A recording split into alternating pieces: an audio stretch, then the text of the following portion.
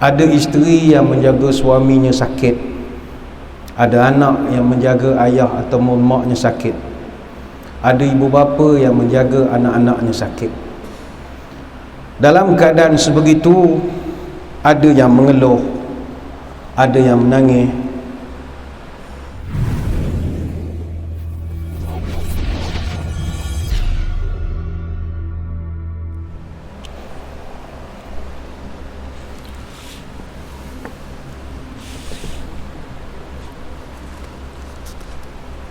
Assalamualaikum warahmatullahi wabarakatuh.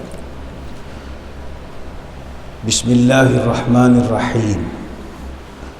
Alhamdulillahi hamdan katsiran tayyiban mubarakan fihi kama yanbaghi li jalali wajhikal karim wa li 'azimi sultanik. Allahumma salli ala sayyidina Muhammadin abdika wa rasulika nabiyil ummi wa ala alihi wa sahbihi wa sallim.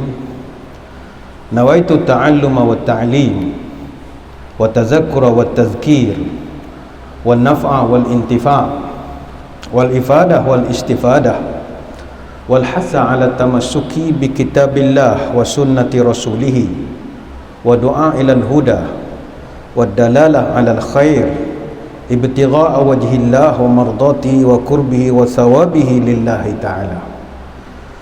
Allahumma raddina biqada'ika wa sabbirna ala bala'ika wa auzi'na syukra ni'ma'ika.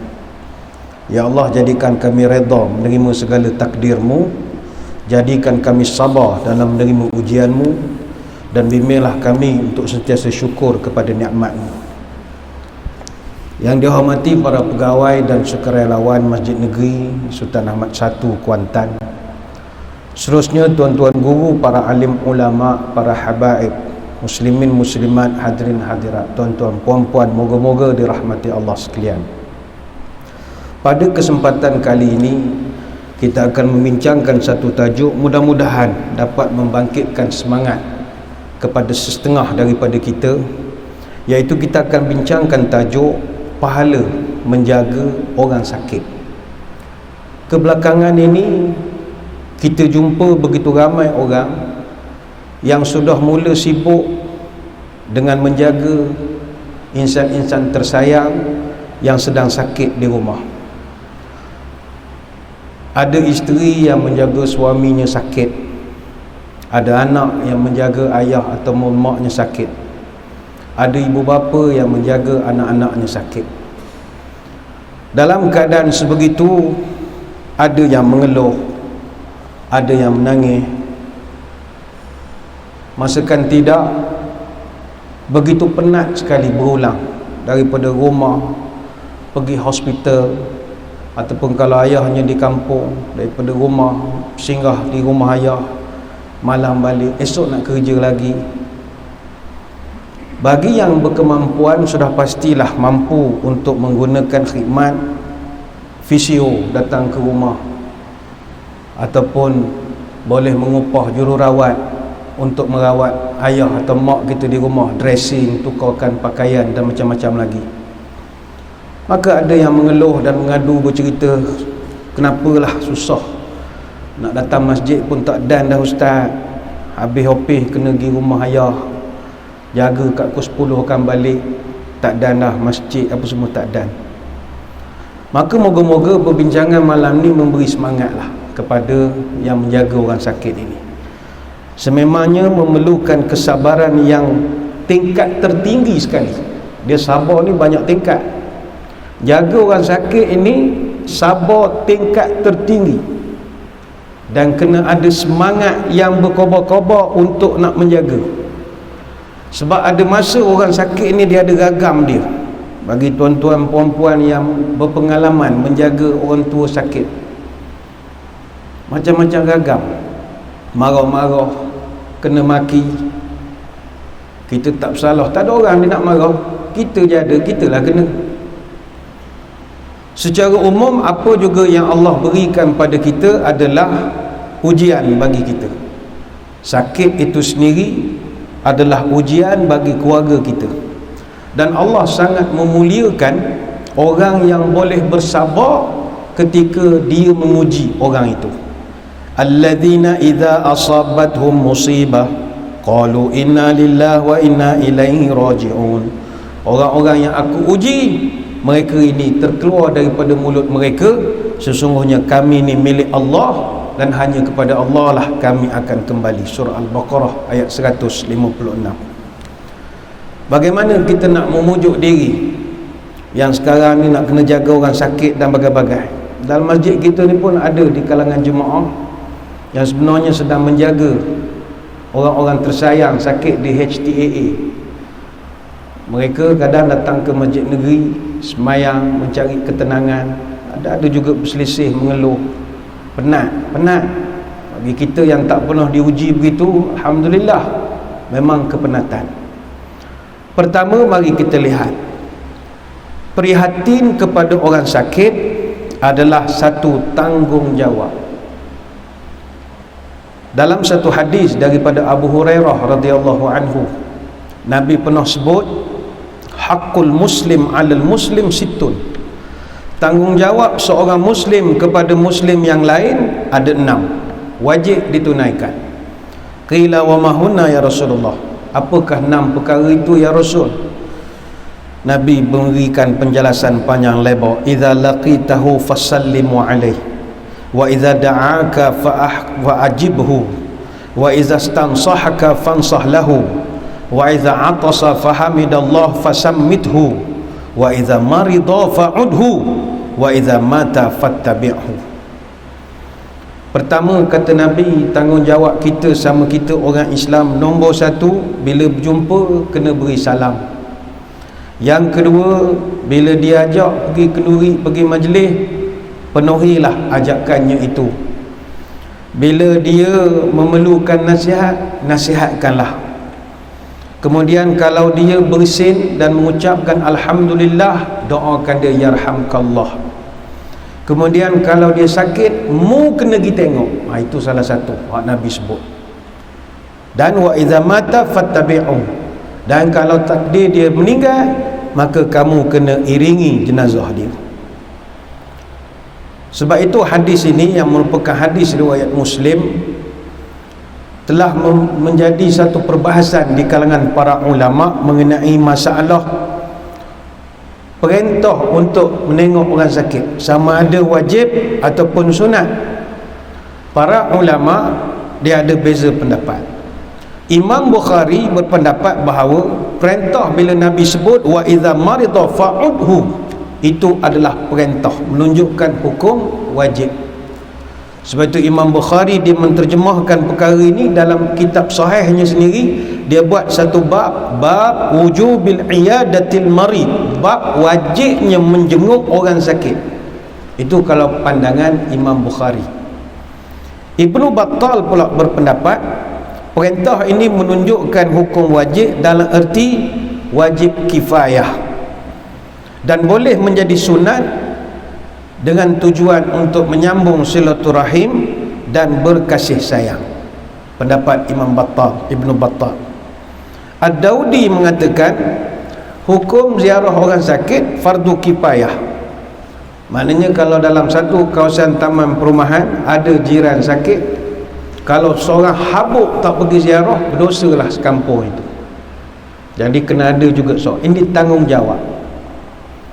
Cuma jumhur ulama, majoriti ulama mengatakan hukum asal ziarah dan merawat orang sakit ini hukumnya sunat, tapi ada masa boleh jadi wajib bagi orang-orang tertentu. Contoh anak dengan mak bapaknya misalnya. Sebab itu ulama dulu sampai menggalakkan kita bila nak ziarah orang, elok siap-siap pasang niat, siap ada pasang niat. Contohnya Said Muhammad bin Alawi bin Umar Al-Idrus dalam kitab An-Niyah, dia mengatakan kalau nak pergi ziarah orang, tentukan niat. Salah satu yang dia ajak, nawaitu ada'a haqqil muslim wa imtithali amril habibi sallallahu alaihi wasallam wa ittiba'i sunnatihi wa an yad'u li bil afiyati wa idkhalis sururi alaihi. Saja aku niat menunaikan hak saudara muslim yang sedang sakit, mengikut perintah Nabi dan juga sunnah baginda, dan supaya orang sakit itu mendoakan juga kesihatan untuk aku dan untuk memasukkan sebahagian ke dalam hatinya. Maka bayangkanlah para ulama sampai susun ada niat pula. Ini tidaklah wajib, tapi nak menggambarkan menziarahi dan menyantuni orang sakit adalah tanggungjawab. Apa sebab? Kerana dengan kita menjaga orang sakit boleh menambahkan rasa syukur pada Allah atas nikmat sihat kita ini. Contoh, ada kawan-kawan kita umur sama sekolah, umur pun sama, tiba-tiba kena stroke sebelah badan. Umur kita sama. Bila kita ziarah dia, kita rasa syukur, ya Allah, aku dengan dia sebaya, tapi dia dah diuji separuh badan lumpuh. Maka akan datang syukur pada Allah. Alhamdulillah ya Allah. Jadi sifat syukur ni mulia. Dan juga kata ulama, menziarahi orang sakit mudah mengingatkan kita kepada akhirat. Sebagaimana hadis daripada Abu Sa'id Al-Khudri, udul marida wa atba'ul janazata tuzakirukumul akhirah. Jenguk-jenguklah orang sakit, iringlah jenazah sampai ke kubur, nescaya kamu akan selalu ingat pada hari kiamat. Hadis riwayat Ibnu Hibban. Jadi yang pertama, kalau yang sakit itu sementara lagi saudara mara kita, koh lagi lah kita kena prihatin, tanggungjawab. Itu yang pertama. Yang kedua, bagi saudara-saudari yang sedang menjaga orang sakit, ni kita bukan cerita jururawat, doktor di hospital, tak. Orang biasa macam kita yang ambil tanggungjawab untuk nak jaga mak ayah sakit misalnya. Yang kedua, janganlah melihat kerja menjaga orang sakit ni sebagai satu beban, tetapi pandanglah ianya sebagai satu peluang ladang amal kita memperolehi ganjaran dan rahmat daripada Allah. Sebab itu kalau ada di kalangan tuan-tuan puan-puan sekarang yang sedang menjaga orang sakit, bersyukurlah kerana tuan-tuan puan-puan saudara-saudari dipilih oleh Allah untuk jaga orang sakit. Kita adik-beradik 7-8 orang, tapi kita je hak jaga. Ini Allah pilih. Abang-abang, kakak-kakak Kuala Lumpur belaka lah, dikirim duit, tahunya. Lepas tu alasan PKP tak boleh balik. Kita lah yang ngurus mak ayah, tukarkan ni bajunya, basuh najis macam-macam. Jangan rasa itu kehinaan, tetapi Allah pilih kita, anugerah dan nikmat yang sangat besar. Kok mana yang dikatakan anugerah daripada Allah? Pertama, untung di dunia. Untung di dunia. Kalau tuan-tuan tengok, orang yang jaga orang sakit, Allah beri dia sihat. Orang yang jaga orang sakit, Allah akan beri dia sihat. Sebab kalau dia pun sakit tumbang, habislah dua-dua tumbang. Biasanya orang yang prihatin dengan kesakitan dan kesusahan orang lain, Allah beri orang tu sihat.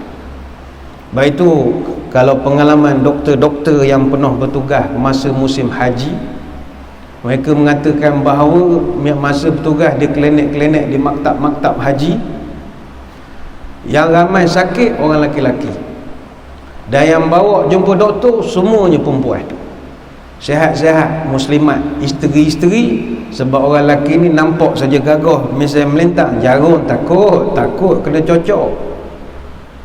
Isteri dia yang bawa, dan Allah ni adil. Disebabkan isteri ni nak nguruskan suami, bawa ke klinik bagai-bagai, dia beri dia kesihatan. Jadi itu keuntungan di dunia. Allah beri sihat pada orang yang jaga orang sakit. Untung di akhirat, ganjarannya berlipat kali ganda. Kok mana perjalanannya tu, kata ulama, orang yang nak pergi ziarah orang sakit, perjalanannya didoakan oleh malaikat, dan itu bukan senang. Idza 'ada ar-rajulu akhahul muslim masya fi khirafatil jannati hatta yajlisa fa idza jalasa ghamarathu ar-rahmah. Bila seseorang itu pergi menjenguk orang yang sedang sakit, maka seakan-akan dia berjalan sambil memetik buah-buahan dalam surga. Dia berjalan itu, katalah tuan-tuan dari Kuantan nak ke Bukit Goh, ayah duduk Bukit Goh, Sepanjang perjalanan tu seolah-olah kata Nabi berjalan sambil memetik buah di dalam surga. Bila dia sampai, dia duduk di rumah ayah dia, maka diturunkan kepada dia ghamarathu rahmah, rahmat yang turun dengan laju sekali, kata Nabi, deras bagaikan air. Fa in kana ghudwatan shalla alaihi sab'una alfa malakin hatta yumsiya. Kalau dia pergi ziarah ayah dia sakit pada waktu pagi, 70,000 malaikat akan doakan dia dapat rahmat sampai petang. Wa in kana masaan shalla alaihi sab'una alfa malakin hatta yusbiha. Kalau dia pergi ziarah ayah dia yang sakit waktu petang, malaikat akan 70,000 malaikat doakan dia daripada petang sampai pagi esok. Hadis riwayat Tirmizi, Ibnu Majah dan Imam Ahmad. Jadi kalau ada saudara mara kita sakit, apatah lagi adik-beradik, mak ayah, anak-anak, abang kakak, pergilah ziarah. Pergi ziarah. Itu yang pertama. Yang kedua, pahala kita menjaga dan menjenguk ini begitu besar sekali. Kata Abu Hurairah dalam satu hadis qudsi, Allah Ta'ala pernah menyebut, Inna Allah Azza wa Jalla yaqul yaumal qiyamah. Allah nanti pada hari kiamat dia akan menyeru, ya bna Adam maridtu falam ta'udni. Wahai anak cucu Adam, aku sakit tapi kamu tak pernah menjenguk aku. Maka manusia yang ada di pada mahsyar pun bertanya, ya Rabbi kaifa a'uduka wa anta rabbul alamin. Wahai Tuhan, macam mana pula kami nak menjenguk Allah sedangkan Allah adalah Tuhan semesta alam, mana pernah sakit? Manusia jawab. Maka Allah pun menjawab, ama alimta anna abdi fulanan marida falam ta'udhu. Adakah kamu tidak tahu sesungguhnya ada hambaku si fulan bin si fulan sedang sakit tapi kamu tidak menjenguk dia? Ama alimta annaka law udtahu lawajadtani indahu. Tidakkah kamu semua tahu ketika kamu ziarah orang yang sakit itu, aku sedang berada di sisinya. Hadis riwayat Imam Muslim. Ni bukanlah nak membayangkan kalau ayah kita sakit di rumah, maknanya itu macam Tuhan sakit. Tak, simbolik Allah nak menunjukkan orang sakit ni rapat dengan Tuhan. Maka kalau kita tak pergi kepada orang sakit, kita rugi. Orang sakit ni tuan-tuan, dia mulia di sisi Allah. Di sisi Kementerian Kesihatan tidak mulia lah orang sakit ni, macam-macam lah dia akan bagi ke ubat-ubatnya. Tapi di sisi Allah orang sakit mulia. Sebab itu para salafus salih, mereka merasa sangat mulia kalau jatuh sakit. Bahkan mereka gembira pula kalau sakit. Apa sebab? Kerana orang sakit ini, pertama, Allah ampunkan semua dosa dia. Ma min muslim yusibuhu adhan illa hatallahu anhu khatayahu kama tahatu waraqus syajar. Mana-mana orang Islam yang ditimpa penyakit, maka Allah akan gugurkan dosa-dosanya sebagaimana pokok menggugurkan daun-daunnya. Hadis Bukhari. Orang sakit, dia sakitnya itu menghapuskan dosa dia. Kita nak hapus dosa, kena beramal. Tuan-tuan yang sihat nak hapus dosa, kena beramal. Datang masjid, niat iktikaf, baca Quran, macam-macam amalan kena buat. Orang sakit terbaring saja, dia sakit itu gugur dosanya satu persatu. Dan bila seseorang itu dosanya gugur, secara automatik doanya sangat mustajab, sebab tak ada dosa. Itu sebab Nabi mengajarkan pada kita, idza dakhalta ala maridin famurhu ayyad'u laka fa inna du'aahu ka du'ail malaikah. Kalau kamu ziarah orang sakit, suruhlah orang sakit itu doakan untuk kamu, sebab doanya orang sakit itu ka du'ail malaikah, setara dengan doa malaikat. Hadis Ibnu Majah. Jadi kalau mak kita sakit, kita pergi santuni, picit-picit tangan. Selain pada kita berdoa, ya Allah sembuhkanlah mak aku, berikanlah yang terbaik. Kalau benda tu kematian itu baik, baiklah. Kalau hidup itu baik, baiklah. Ya Allah beri yang terbaik, begini-begini. Selain pada kita doa, kita kata, mak doakan aku sikit mak. kita minta dia doakan. Ataupun ziarah kawan-kawan. Sekarang ni KKM dah benarkan menerima pelawat di hospital. Tuan-tuan tak ada alasan dah tak ziarah orang sakit ni, dah dibenarkan di semua fasiliti milik Kementerian Kesihatan. Dah ada kenyataan rasmi, dah boleh. Cuma nak jaga sakit je, orang kena jolok hidungnya, ziarah dah dibenarkan. Jadi bila ziarah, selain pada kita yang berdoa, kalau dia sedarlah, awak doa sikit ke kawan, doa sikit, dia pun doa mustajab, doa. Sebab doanya itu setara dengan doa malaikat, kata Nabi. Itu yang kedua. Yang ketiga, kita jenguk orang sakit, jaga orang sakit. Ganjaran akhirat adalah Allah janji buat satu rumah khas dalam syurga untuk orang yang jaga orang sakit. Man 'ada maridan aw zara akhan lahu fillah nadahu munadin bi antibta wa taba mamsyaka wa tabawwa'ta minal jannati manzila. Siapa yang mengunjungi orang sakit, maka akan ada satu seruan daripada malaikat, kamu adalah orang baik, perjalanan kamu perjalanan yang baik, dan Allah telah siapkan untuk kamu satu rumah dalam syurga. Hadis Tirmizi. Bayangkan, ziarah orang sakit, prihatin dengan sakit dia, simpati dengan dia, Allah balas satu rumah dalam syurga. Mungkin tuan-tuan kata, nak buat benda ada rumah dalam syurga? Duduk syurga sudahlah. Dia rumah dalam syurga ni prestige, lambang kemewahan. Umpamalah tuan-tuan pergi ke Mekah, orang pun tanya, pergi Mekah, pergi bulan 3 ni. Oh, bulan 3 ni ada hotel mana? Kau tak ada hotel, baru pula kau ada rumah Mekah. Akan dia lain cara percakapan dia tu. Mana ente surga mana? Surga atas Adnin. Belah mana jangan nampak tu, depan pintu gate tu rumah saya. Awak ada rumah dalam syurga. Dia lain. Macam kita level-level kita, awak pergi Kuala Lumpur, awak Kuala Lumpur ada hotel mana? Ke rumah anak? Kau ada rumah Kuala Lumpur. Kan lain, lenggang ni tu lain. Awak selalu pergi ke London, selalu pergi ke London. London ada hotel mana murah? Kau tak ada hotel. Habis duduk mana? Kau ada rumah kat Bayswater apa semua. Akan dia lain.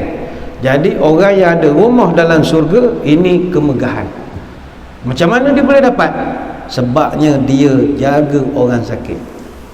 Maka apatah lagi muslimin muslimat sekalian, kalau jaga orang biasa pun dapat pahala sebesar itu, apatah lagi kita menjaga mak bapak yang sakit.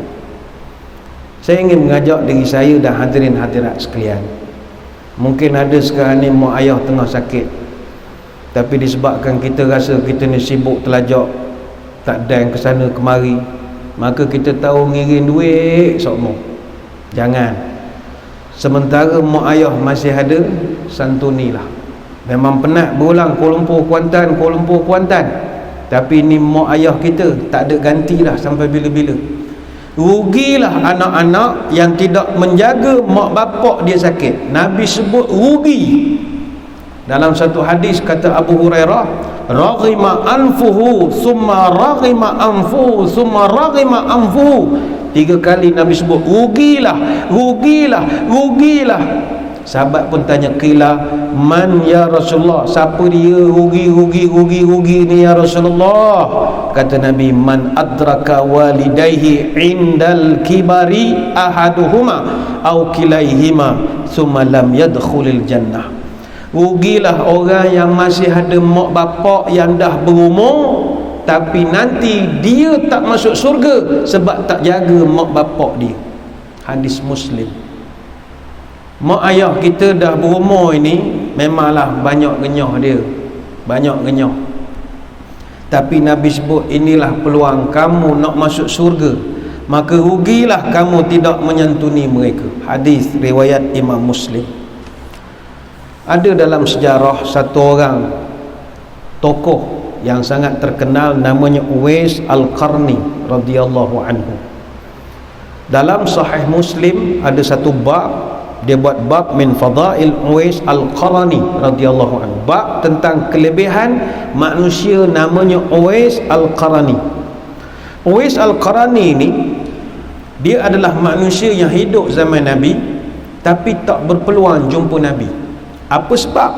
Kerana dia ini duduk jauh. Dalam hadis Nabi pernah sebut, ya'ti alaikum Uwais bin Amir ma'a amdadi ahli Yaman min muradin thumma min qaranin. Nanti akan datang satu orang laki-laki nama Uwais bin Amir bersama rombongan daripada Yaman.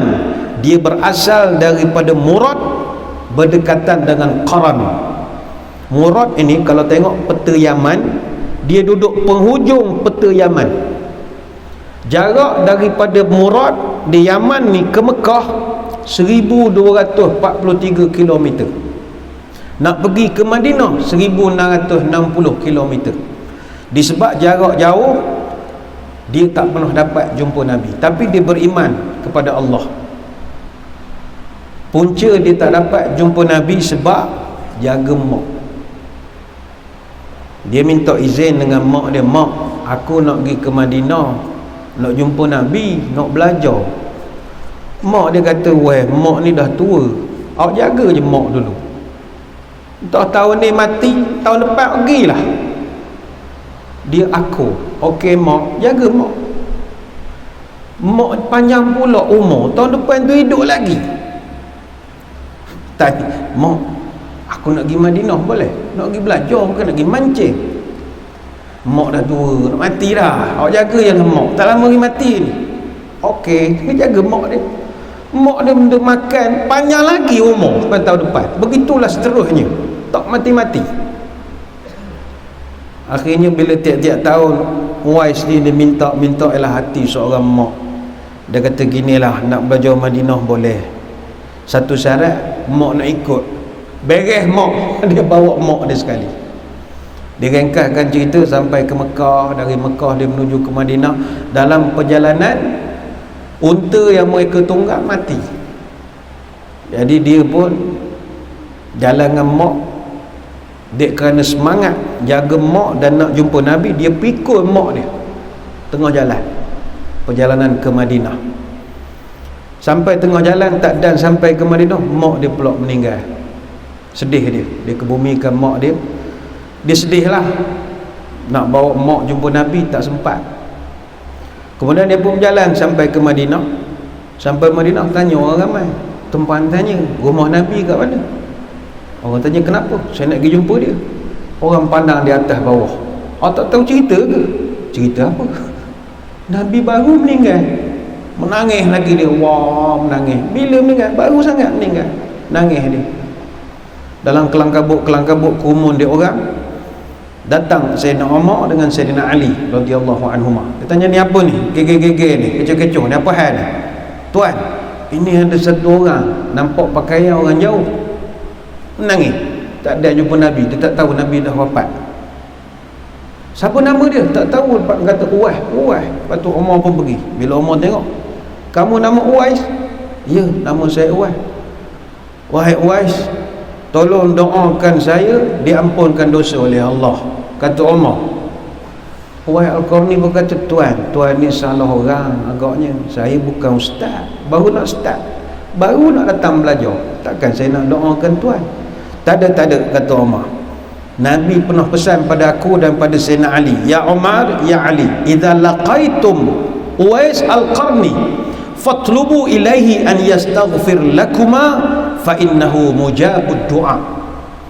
Wahai Umar, wahai Ali, satu hari nanti kalau kamu jumpa satu orang nama Uwais Al-Qarni, suruh dia doakan keampunan untuk kamu, sebab doanya sangat mustajab.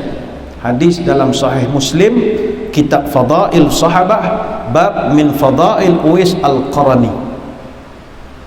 Maka Uwais pun mendoakanlah keampunan untuk Umar, Sayyidina Ali dan orang Islam ketika itu. Kalau kita kaji riwayat ini, kenapa Uwais Al-Qarni mulia? Apa sebab? Kata para ulama, sebab dia mudah saja, lahu walidatun huwa biha barrun. Sebab dia memiliki seorang ibu dan dia menjaga ibunya dengan baik sekali. Sebab itu kepada anak-anak yang sedang menjaga mak ayah sakit, memang penat, kena marah sokmo. Bagi makan ni salah, bagi makan tu salah, pegang ni salah, dia renyah. Orang tua renyah, kejap nak bangun kita angkat sakit, makinya kita nangis. Kadang ada tanya, Ustaz, saya ni jadi anak dahaka ke? Asyik kena marah semua. Sedaklah abang kakak duk Kuala Lumpur ngirim duit je, yang kena maki saya. Sabar, sabar. Sabar itu subur. Enggak sabar masuk kubur. Sabar, sabar. Uwais Al-Qarani, Allah angkat kemuliaannya sebab dia jaga mak bapak dia. Kalau kena maki, kena gayu, Ustaz. Saya tak larat juga kena maki semua, kena marah dengan mak ayah ni masa dia sakit ni. Tak adalah jawapan lain melainkan sabar sajalah.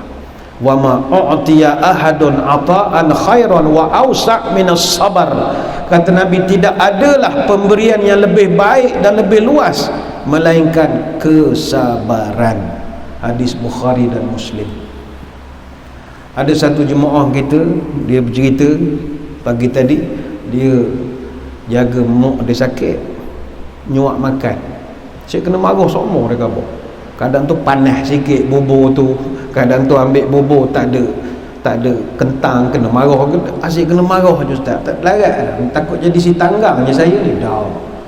Tak, kita menyantuni dia marah tu, marah orang sakit. Marah orang sakit. Nabi Ayub alaihissalam pun seorang yang penyabar, tapi dia pun marah juga kalau isterinya ada buat kerenah-kerenah. Artinya sakit dan marah-marah ni payah nak dipisahkan. Menyuap mak makan itu kemuliaan. Ni kepada adik-adik yang masih ada mak ayah, sementara mak ayah hidup, suaplah. Suap. Jangan tunggu mak ayah sakit baru nak suap, masih hidup pun suap juga. Menyuap mak makan adalah kemuliaan. Sebab itu dalam kitab Tambihul Ghafilin, Imam Abu Lais As-Samarqandi menyebutkan salah satu tanda anak soleh adalah at-ta'amu in ihtaja, memberi makan kepada mak bapaknya. Yang dimaksudkan memberi makan, menyuap mak dia makan. Berapa orang kalangan tuan-tuan yang penuh suap mak ayah dia makan? Suaplah. Memang kelakar lah yang tak pernah buat. Mak kan ni nak mati je kau nak nyok-nyok aku malam-malam buta ni. Sabar mak sampai sini begitu, suap kan je. Basuhlah tangan, jangan tak hygiene langsung, basuh pakai sudu, pulang lah, tapi suap. Apatah lagi kalau dia dah terlantar, suapkanlah. Ada satu kisah Nabi Musa alaihissalam, dia berdoa kepada Allah, ya Allah, tunjukkan aku siapa kawan aku dalam surga nanti, nak sangat berkenalan. Maka Allah pun beritahu pada Nabi Musa, pergi ke hujung kampung, cari satu orang pemuda di pasar jual daging. Nabi Musa pun tertanya-tanya, takkanlah budak jual daging jadi badi aku dalam surga? Ingatkan Tok Syekh, Tok Imam mana ke? Tak apalah, nak kenal benda rupa orang. Dia pun pergi. Dia pun tengok budak ni, dia perkenalkan ni, budak tu excited lah. Wah, Nabi Musa datang gerai aku. Nabi Musa kata, saya nak pergi ke rumah awak, boleh berjalan-jalan ziarah? Boleh, ahlan wa sahlan, ulama besar, Nabi besar datang, memang datang rumah saya. Budak ni pun siap-siap bawa balik sedikit daging dengan tulang, bawa balik. Nabi Musa tengok bila dia sampai di rumah, dia banyak sibuk di dapur, kejap ke bilik, kejap ke dapur, kejap ke bilik. Nabi Musa tengok, ni apa hal budak ni? Rupanya amalan budak ni tiap-tiap hari balik daripada meniaga, dia akan masak untuk mak dia. Rupanya mak dia sakit, dan lepas dia masak, dia suap mak dia makan. Ketika maknya disuapkan makan, mak dia berdoa kepada Allah. Suap saja mak dia berdoa, Allahumma ja'al ibni jalisa Musa fil jannah. Ya Allah, jadikanlah anakku ni kawan Nabi Musa dalam surga. Dia suap, mak dia doa. Suap, mak dia doa. Maka barulah Nabi Musa tahu, oh, ini amalan dia yang menyebabkan dia jadi teman aku dalam surga. Maka kepada yang sedang menjaga mak ayah sakit, bagi makan dan sebagainya, kenanglah cerita-cerita ini untuk menambahkan semangat kepada kita. Bagi makan elok-elok, insya-Allah. Jangan bagi makan tak senonoh, bagi burger, bagi tak jadi makan burger bagi ke mak orang sakit yang sesuai. Memang patutlah kena marah. Bagi kentang goreng tak betul, bagi yang bersesuaian. Kalau mak malah makan pujuk, kalau orang sakit tak selera, tekok pahit macam-macam, kreatiflah sikit, suapkan dia makan sebagainya lagi. Dan kita pun kalau mengikutkan kepada riwayat-riwayat hadis, kalau ziarah orang sakit memang kena bawa makanan. Kalau ikut riwayat, sebagai contoh kata Anas bin Malik, dakhala an-nabiy sallallahu alaihi wasallam ala rajulin ya'uduhu faqal hal tashtahi syai'an tashtahi ka'kan qala na'am fatalab lahu. Nabi dia ziarah orang sakit. Bila Nabi tengok dia terlantar, Nabi tanya, ada nak makan apa-apa? Ini sifat Nabi. Ada nak makan apa-apa? Orang tu senyap. Tashtahi ka'kan, ada nak makan kuih-kuih manis-manis? Tiba orang tu angguk, na'am fatalaba lahu. Nabi pun suruh sahabat pergi cari kuih. Ka'kan ni kalau dalam bahasa ka'kan ni kek, tapi takkan zaman Nabi ada kek pula lah. Kita panggil kuih lah, kuih. Artinya ni hadis riwayat Ibnu Majah. Maka kalau kita ziarah orang sakit, bawalah benda-benda hak boleh dia kunyah-kunyah, makan-makan. Jangan bawa kacang, dia gigi dah tak ada. Bawa yang sesuai lah. Bawa bunga tak boleh makan, tapi yang terbaik bagi duit lah. Itu selamat tu, bagi duit suka dia. Tak bawa bantai, penuh bawa bantai duit agak lah ya. Kata Syekh Alawi bin Ahmad As-Saqqaf dalam kitab Majmu'ah Thamani Rasail Syafi'ah Mufidah, qala ba'dul a'immah wa yastashabu ma'ahu ma yastaruh bihi karaihan aw fakihah. Sebahagian para ulama mengatakan, hendaklah bila engkau menyenguk orang sakit, bawalah sesuatu yang menyenangkan hati orang itu. Contohnya buah-buahan. Buah-buahan. Kalau kita nak rujuk kepada sirah Nabi SAW, kalau diziarah orang sakit, apa dia buat? Pertama sekali Nabi, ini kita kena ikut. Nabi tak jemu membaca doa untuk orang yang sakit. Dalam riwayat disebutkan, Nabi kalau ziarah orang sakit, dia akan memberikan kata-kata semangat. La ba'sa tahurun insya-Allah. Kata Nabi, la ba'sa, tak ada hal, kata Nabi. Tak ada hal ni, tak mengapa. Semoga penyakit ini membuat dosa kamu bersih, kata Nabi, insya-Allah. Nabi memberi kata-kata semangat. Dalam riwayat lain, Nabi dia akan pegang tangan orang yang sakit, kemudian Nabi bacakan doa, Allahumma rabban nas adhibil ba'sa ishfihi wa anta syafi la shifa illa shifa'uk shifa'an la yughadiru saqama. Ya Allah, Tuhan sekalian manusia, hilanglah sakit ini, sembuhkanlah dia. Engkau adalah zat yang menyembuhkan. Tidak ada kesembuhan kecuali kesembuhan darimu, kesembuhan yang tidak meninggalkan langsung sebarang sakit. Itu Nabi punya cara. Yang ketiga, kata ulama, Nabi kalau orang tu sakit, selain daripada dia doa, dia juga ada meruqyah. Ruqyah ni bacakan doa-doa yang boleh menghilangkan penyakit orang itu. Ruqyah, orang Melayu panggil jampi serapah, bahasa Arab panggil ruqyah. Nabi baca, Bismillah arqika min kulli syai'in yu'dhika min syarri kulli nafsin aw ainin hasidin Allahu yashfika Bismillahi arqika. Dengan nama Allah aku meruqyah kamu daripada segala yang menyakiti kamu, dari kejahatan setiap manusia dan mata orang-orang yang dengki. Semoga Allah sembuhkan kamu. Dengan nama Allah aku meruqyah kamu. Itu Nabi pun amalkan juga. Cuma kalau tuan-tuan pergi ziarah orang sakit di hospital, jangan pula mandai-mandai lebih pada doktor. Memang pandai jampi serapah ruqyah, silakan. Tapi ada sakit tertentu, bukan dunia perubatan cara jampi-jampi lagi dah, kena kepada perubatan moden misalnya, dan itu tidak salah. Hatta Nabi SAW sendiri ada pernah menyarankan para sahabat untuk berjumpa dengan tabib. Tabib ni doktor. Kalau penyakit itu memerlukan kepada kepakaran doktor. Dalam riwayat disebutkan, kata Sa'ad, maridtu maradan atani Rasulullah sallallahu alaihi wasallam ya'uduni fa wada'a yadahu baina sadbaya hatta wajadtu bardaha ala fuadi. Aku pernah sakit, aku jumpa Nabi, minta Nabi tolong ruqyahkan. Nabi pun letakkan tangan dia pada dada aku, wajadtu bardaha ala fuadi, sampai aku rasa sejuk tapak tangan Nabi pada dada aku, sambil Nabi baca-bacalah. Bila dah sudah, faqala innaka rajulun maf'udun. Nabi pun kata, Sa'ad, awak ni sakit jantung. Sakit jantung ni.